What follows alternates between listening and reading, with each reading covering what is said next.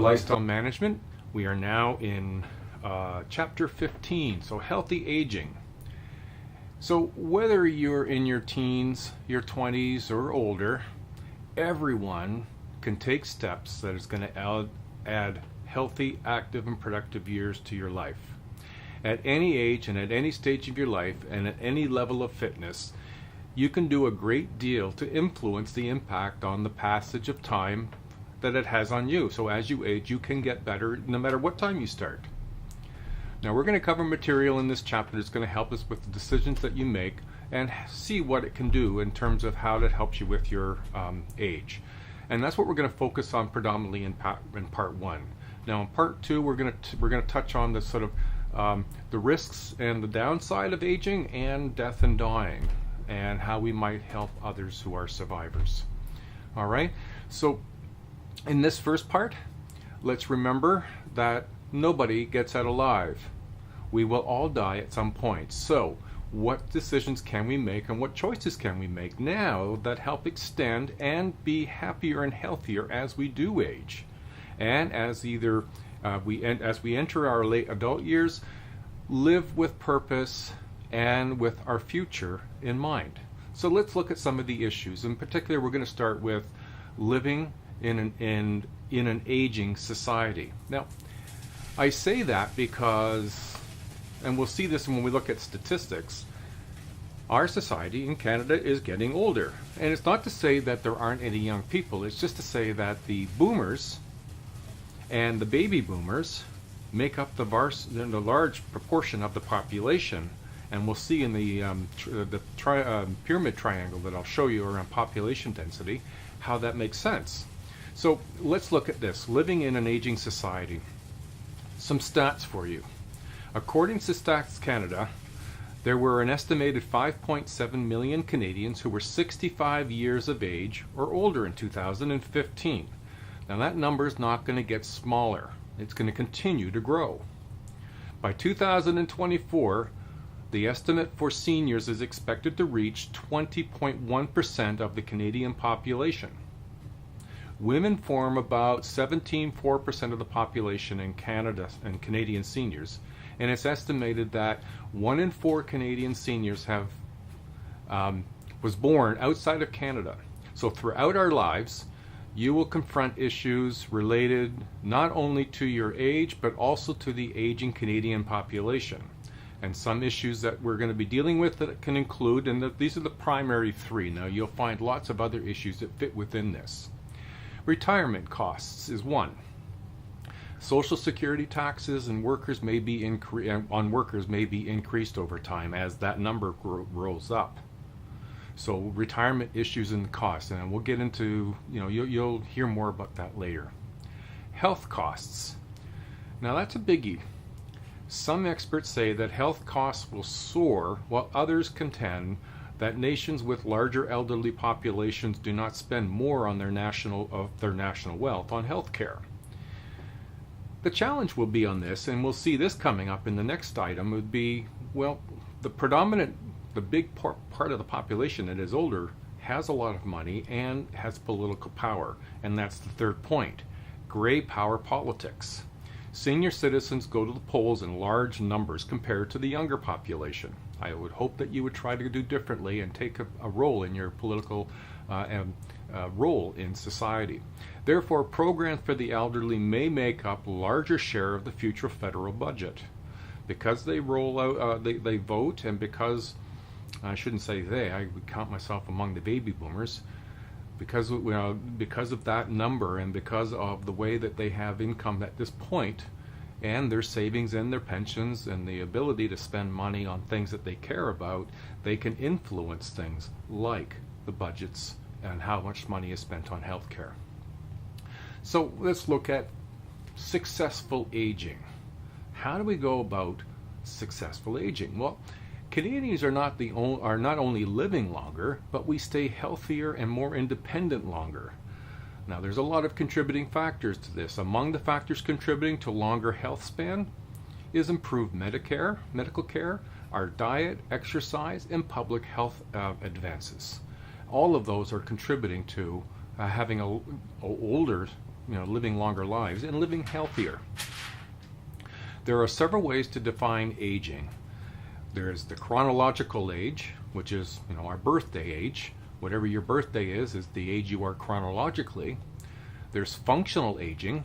This is the physical appearance, our mobility, strength, and mental capacity. So when we see somebody of the same age, but one is much more sedentary, maybe is not able to move around very well, whereas another one of the same age looks younger, has more mobility, has more strength, more mental capacity, that's their functional age. Then there's the physiological age, and this is the normal functioning of our bodies as it occurs as we get older. Now we also have what's known as psychological age. So how do you feel about how old you are? My mom used to say frequently, she doesn't feel her age, she feels younger than she is. And so this was her psychological health. She was happy, she was healthy. That's psychological health, if you feel good about the age you're at. And then we can also look at the social age. Now social age is our coping with the social roles that we find ourselves in. How do you feel about not being a full-time employee, perhaps in your career choice? How do you feel about the social role of being a grandparent as opposed to being a parent? So in order for us to get to this place of being able to be psychologically better aged, functionally in a good age category, and being able to address the social role changes, well, fitness for life. So how, in what way can we be fit for life? Well, we're going to ask the bigger question, I guess, is why is physical activity important as we age? I mean, historically, even in Canada, when people aged, physical fitness wasn't one of the things that was paramount. But you look at today, larger numbers of older Canadians are more physically healthy. It was once thought that aging meant weakness, frailty, and declining strength. Proactive health-promoting behaviors such as exercising contribute to a high quality of life. Even when begun late in life, there are lots of examples of people starting to exercise even in their 70s. And not only starting to exercise, but beginning to run and beginning to do other exercises. And perhaps because they've had less health issues in the past, starting later in life means they're starting from a healthier place than for other people, perhaps. Exercise is so effective in preserving well-being that gerontologists sometimes describe it as the closest thing to an anti-aging pill. So the more exercise, the more healthy, and the more longevity we perhaps can expect. So let's look at some of the components. Cardiovascular fitness and aging. As we age, one of the major changes of the cardiovascular system is the decrease of elasticity of the aorta and arteries. With increased stiffness of the aorta and the arteries, there is an increased resistance to accepting the blood volume when the heart pumps. This leads to an increase in systolic blood pressure and a decrease in the lower diastolic pressure and an increase in the pulse pressure. So it could work your body and your heart in particular much more harder than it ought to. This increased wear and tear on artery walls may lead to a stroke or heart attack. In more extreme examples, regular physical exercise can help keep older adults functioning and be more mobile. Older adults are encouraged to accumulate at least 150 minutes of moderate to vigorous intensity aerobic physical activity per week in bouts of about 10 minutes or more. Now you'll see the document beside it. It's also in your textbook to give some idea. You'll find that these are if you look at the top there where it says it's over 65, these are in different age groups. You'll find these online, and it gives basic expectations of how to improve fitness for different age groups and what's expected. So let's now look at skeletal muscle fitness and aging. Now, as you can imagine, as we age, skeletal muscles get both smaller and weaker. Fat tissues replace muscle fiber, and there's often an increase in fibrosis. Now, getting in and out of chairs, going up and down stairs, lifting items, walking, functioning on a daily basis can become much more difficult. The Canadian Physical Activity Guidelines for older adults suggests that muscles and bone strengthening activities use major muscle groups be done at least 2 days a week. Now, stronger muscles help to prevent falls, and it helps to enhance balance. And that's certainly, the balance issues that can create falls, which can affect the quality of life for people as they age. A third area we can look at, bone health and aging. And again, this is something you've probably heard about it. As we move into our middle and later years, bone mineral loss surpasses bone mineral growth, which results in a deterioration of some bone tissues. Bone becomes fragile, brittle, and porous, and for many adults develop osteoporosis. Women are much more vulnerable to osteoporosis than men. 2 million Canadians suffer from osteoporosis, and 1 in 3 women and 1 in 5 men will suffer from osteoporosis fracture sometime in their lifetime. So its best time for preventative action is early in life. Increase calcium intake, vitamin D consumption, regular physical activity are very important, especially in the first 3 decades of life. Starting a physical activity program at a young age helps us to build peak bone mass. Physical activity not only improves the strength of bones, but it helps reduce the risks of falls and an increased muscle strength and endurance. Really important as we get older. Now, we find today that a lot of people, at least in my age group, have been active way back. I've been a runner since I was about 13, 14 years old. Involved in a lot of physical activities, pursued triathlons, mountain bike racing, Metcon, blue competitions. I've done a lot of things throughout my life, and it's contributing to my feeling healthier at my age. Now, certainly things can turn, and that's why it's important to do what we can early in our life to get into the habits and the routines that enable us to live longer and healthier lives. Another point to consider as we age is flexibility. As our connective tissue becomes stiffer and we lose muscle function, a decreased range of motion can lead to incorrect body alignment and tight muscles. Incorporating stretching exercises into daily life at any age can help. I'm appreciative of that. I'm not a very flexible person, and I'm trying to engage in more flexibility exercises. Other activities that improve flexibility can include Tai Chi, yoga, chair stretching, and a variety of other things to consider and worth including. Now, inclusive of all this, nutritional issues in getting for older adults. Many elderly people who live independently do not get adequate amounts of one or more essential nutrients. Now, dietitians, they urge elderly to concentrate on eating healthful foods. Many also recommend daily nutritional supplements. Among widowed seniors, eating disorders are considered to be one of the most troubling problems related to bereavement. Stress, oftentimes for many people, eating becomes the way out and not necessarily eating healthy.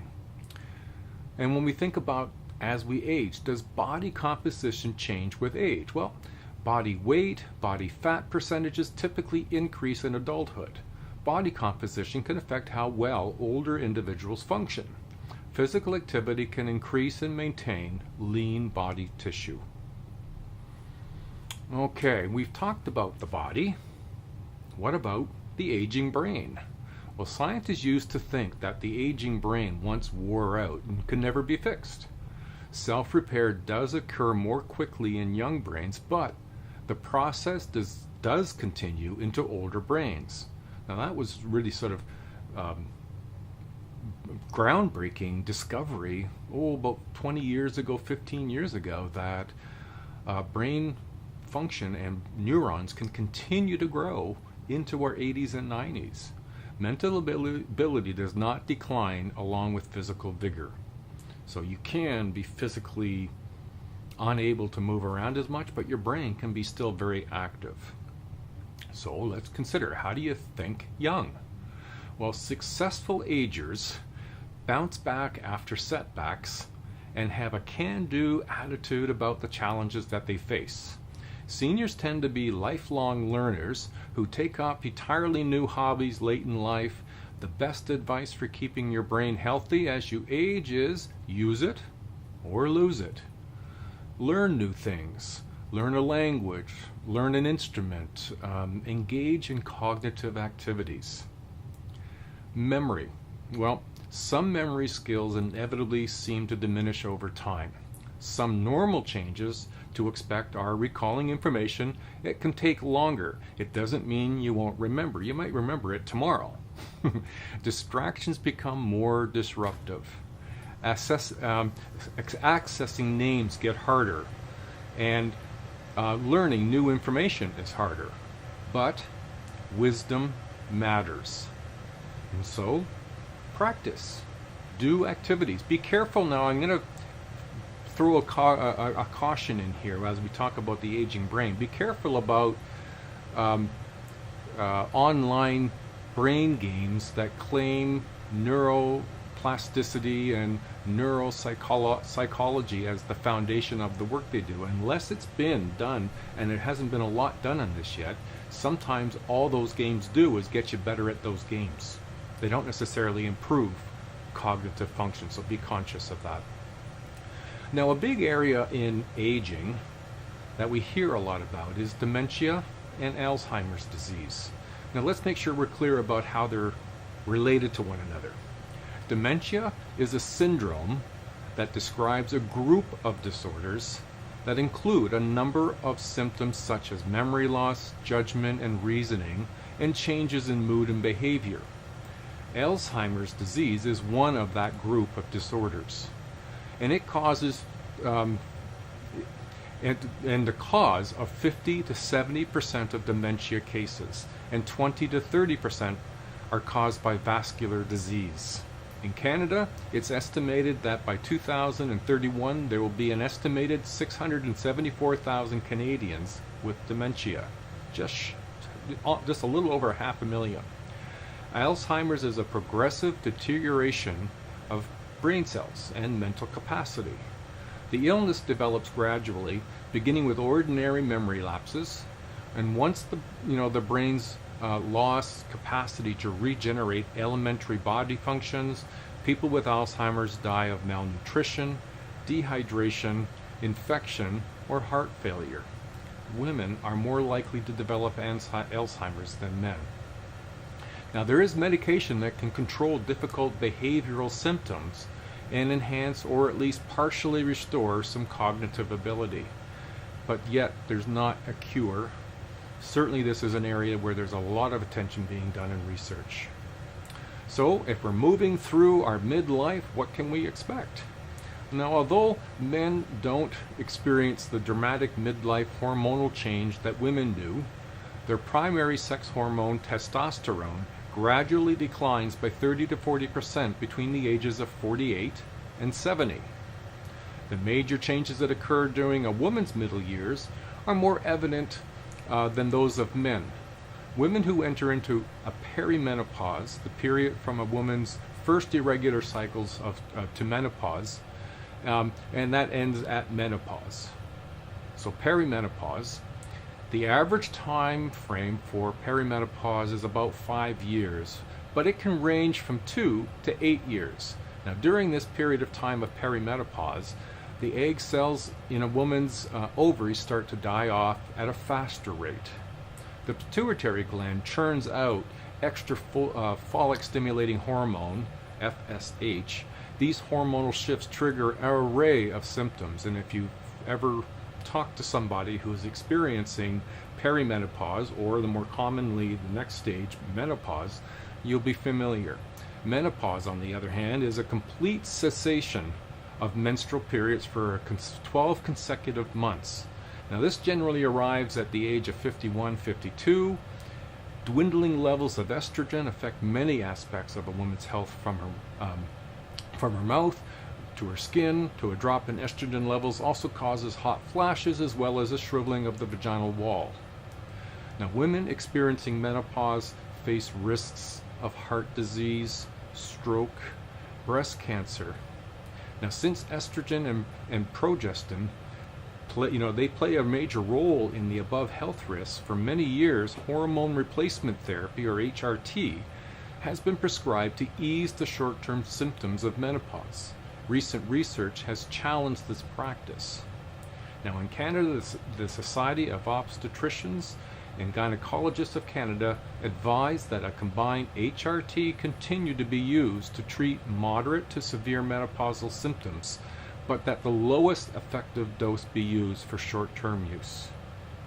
Now, many postmenopausal women relieve symptoms and have a relief of symptoms and lower risks of future health problems by exercising and strengthening bones and eating calcium-rich foods and supplements.